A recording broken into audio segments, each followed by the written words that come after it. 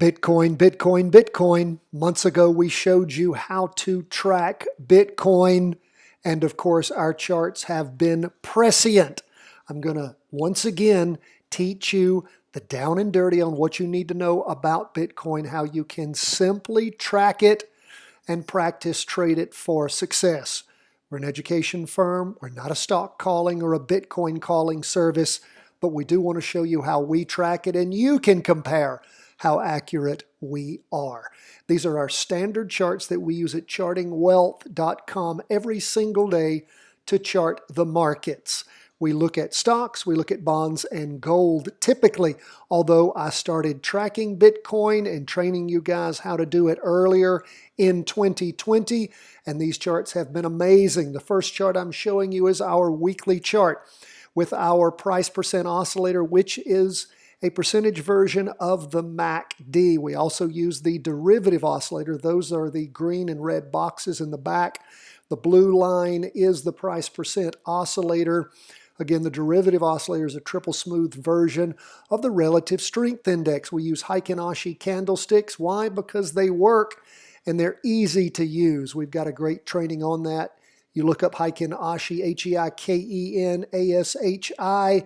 That is the #1 training that we have on the web. You look it up, you'll see us there. Take that for sure. But let's talk about what's going on these charts. When we see weekly vertical crossovers, they key us into changes in investor sentiment, up or down, greed or fear.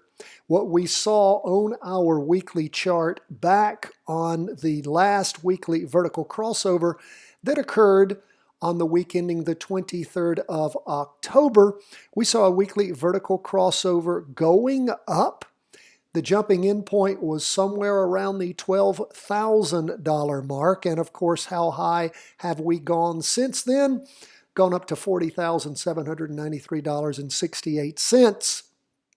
Those of you who had been following us earlier in the year where we were teaching you and talking about Bitcoin every day, you learned the good, the bad, and the ugly about tracking it. And of course, you were ready to jump into that practice trade at the end of October. Now, for those of you who didn't jump in there immediately, we look at our 2-day chart. And of course, we had things move up from that time period and forward. Our intermediate or 2-day chart reversed on us and started heading down back on December 11. That's when we had we actually had that crossover on December the 9th, the 2-day candle ending then. Then it bottomed, then it rotated back over and crossed back over what we call a 2-day recross. After the backup, that is going in the opposite direction, it flipped back over in the same direction as the weekly vertical crossover that you will recall went into effect back on the 23rd of October. And once it recrossed, that was another point to potentially jump in around the $21,000 mark. And again, the high so far, $40,793. My friends, that jumping in point was just back on the 17th of December. And what have you seen it go to? You've seen it almost double. It is amazing. Now we look at the half-day chart. What do we see there?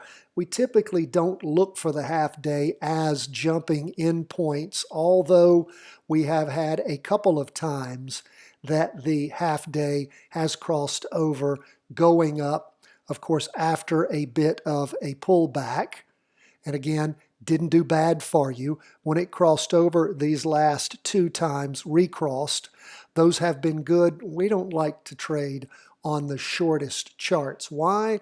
Because again, they're most due to flux and very inaccurate in tracking them, usually long term. We much prefer the longer, smoother rides on our bigger charts. Now, what should you look for now? People are always like, should I look to getting into a practice trade on Bitcoin now?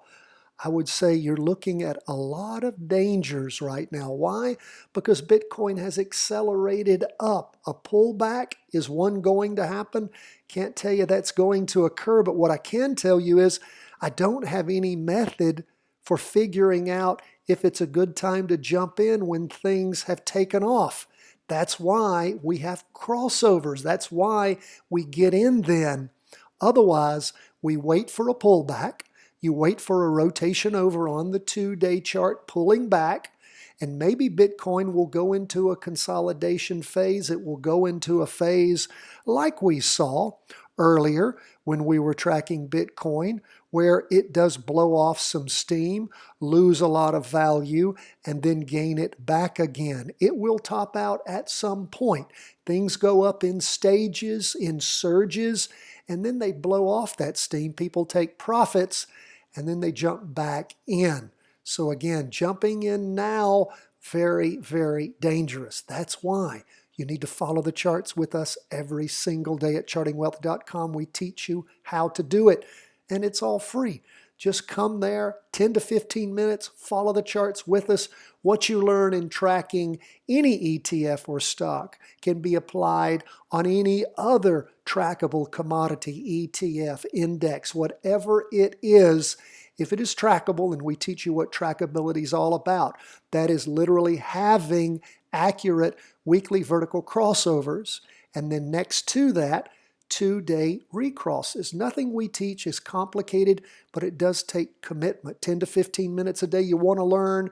We're here to help you. We are chartingwealth.com. God bless.